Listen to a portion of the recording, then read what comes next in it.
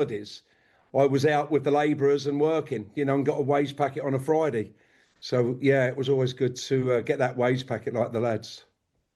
So what's going on, Vinnie? Are you banking on appealing to a whole new generation now with your hard man image? How do you think the streaming audience will react to it? No, I'm not banking on it. It's just something that I think follows you. It's the horse and the cart, really. And I think everybody's intrigued about kind of the older days, the Liverpool days, the Leicester City days, the Vardy days, the Beckham days.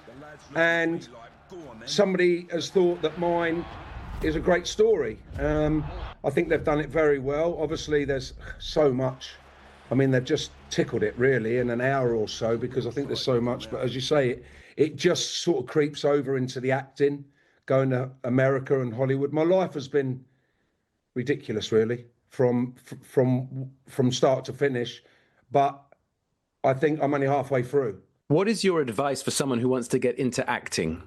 Well, I haven't really got much advice. I suppose you should go through the right arenas, and you should sort of learn your trade, I'd imagine. There's a lot of people that have gone through acting classes and schools and everything else. I went through the acting school of life and the acting school of Guy Ritchie, really. He didn't want me to go for any lessons. He wanted what I had. It was raw. It was a big presence on the screen.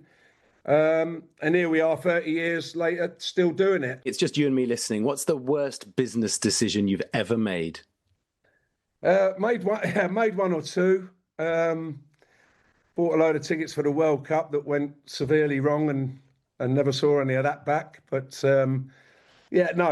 one or two haven't gone right. Started off a big carpet business, and that never went too well. But I had the overalls to prove it, Mark. That's the thing. You know what I mean?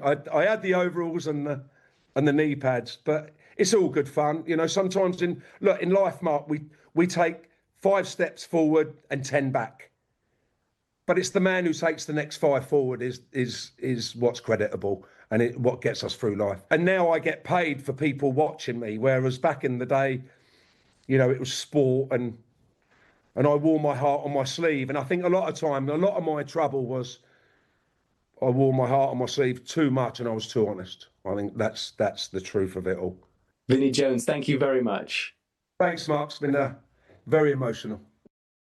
Yeah, a very frank interview where he also talked about taming his ego on a daily basis. Our thanks to Vinnie Jones for that. Let's change gears now.